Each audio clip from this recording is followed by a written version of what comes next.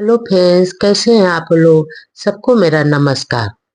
सतगुरु कबीर साहब जी के विचार। भाई रे, अद्भुत रूप अनूप कथु है। कहूँ तो को पति आई, जहाँ जहाँ देखो तहाँ तहाँ सोए। सब घट रहा समाए। लक्ष्य बिनु सुख, दरिद्र बिनु दुख। नींद बिना सुख सोवे। जस बिन ज्योति, रूप बिन आशिक। ऐसो रतन बिहूना रोवे।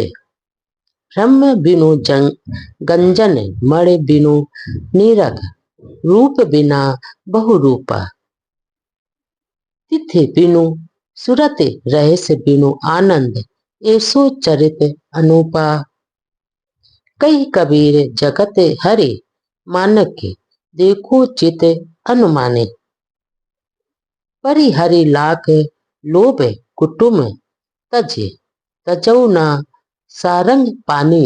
यहाँ पर सदगुरु कबीर साहब जी कहते हैं कि हे भाई, बुद्ध जीवों ने निज स्वरूप या आत्म तत्व का बहुत ही अच्छा वर्णन किया है, परंतु मैं कहूँगा तो कोई विश्वास ही नहीं करेगा, जबकि वह इतना सत्य व स्पष्ट है कि जहाँ भी देखता हूँ वही नजर आता है।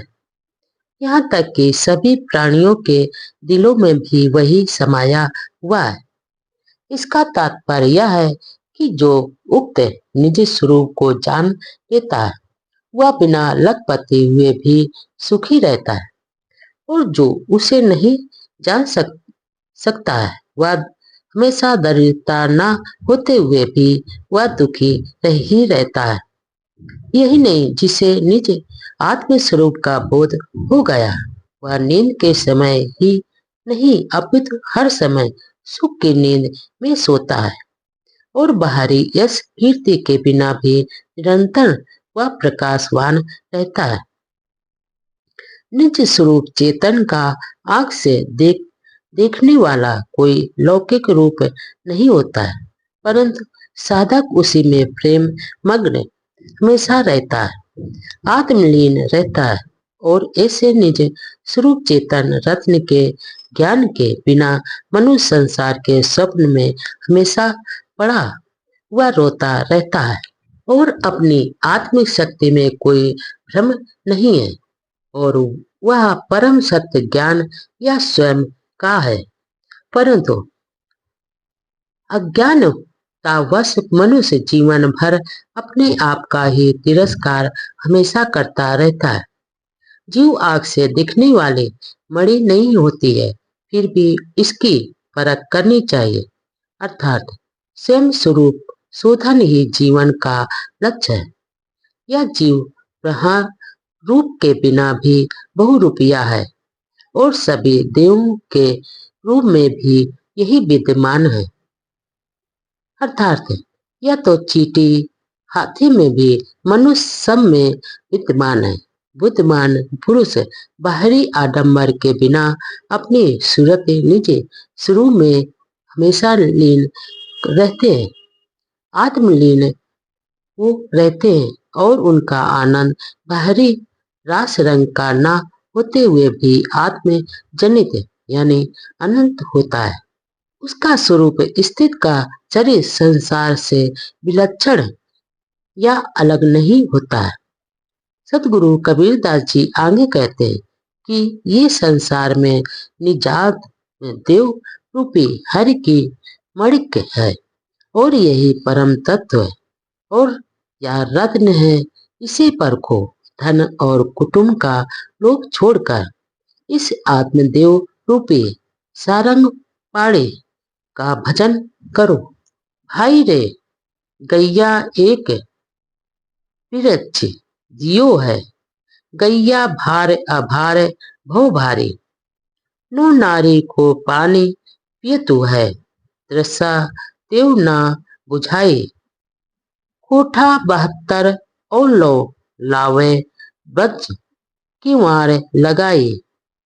खूटा गाड़ी दौड़ी दृढ़ बाधेव।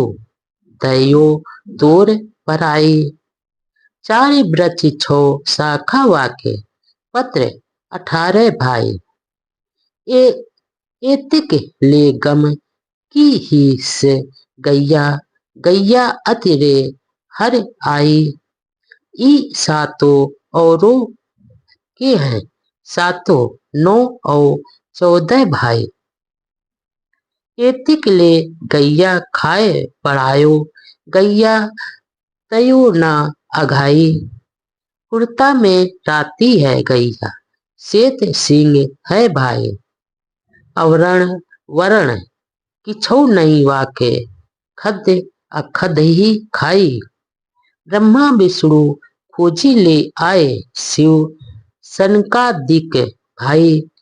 सिद्ध अनंत वाके खोज परे है, कैया किन्हो ना पाए। कई कबीर सुनो हो संतो, जो या पद अथावे, जो या पद को गाय विचार, आगे होए निर्वाय। यहाँ पर सतगुरु कबीरदास जी कहते हैं कि हे भाई, मनुष्य के पास एक मनोवृत्ति रूपी प्राकृतिक गाय है, जो बड़ी महत्वपूर्ण है तथा सही उपयोग करने पर वह मोक्ष प्रवाह करने वाले और दुरुपयोग करने पर वह दुखदायिनी बन जाती है और वह 9 नालियों का पानी पीकर भी तृप्त नहीं होती है। दूसरे शब्दों में 9 नाड़ियों से युक्त शरीर के सारे भोग पाकर भी मनोवृत्ति रूपी गाय संतुष्ट नहीं होती है। यहाँ तक कि योगी लोग शारीरिक छिद्रों को बंद कर 72 कोठों से प्राण को खींचकर ज्योति प्राप्त करते रहते हैं और ध्यान की रस्सी से उस ज्योति खूटे में मनोवृत्ति रूपी गाय को बांध देते हैं, लेकिन वह फिर भी रस्सी तोड़कर भाग जाती है। आगे सदगुरु कबीरदास जी कहते हैं कि उसे चरने के लिए चारों वेद रूपी वृक्ष, 6 वेदांग रूपी शाखाएं एवं 18 पुराण रूपी पत्ते भी कम पड़ जाते हैं। दूसरे शब्दों में कहा जाए कि इन सबको पढ़कर भी मनुष्य को कभी संतुष्ट नहीं होता है। इतना ही नहीं, शास्त्र एवं महाकाव्य अर्थात 7 एवं 7 प्रणाम, 9 व्याकरण ग्रंथ तथा 14 विद्याएं सब चढ़ने के बाद भी यह मनोवृत्ति रूपी गाय नहीं अघाती है और आगे पैर हमेशा वह बढ़ाती रहती है।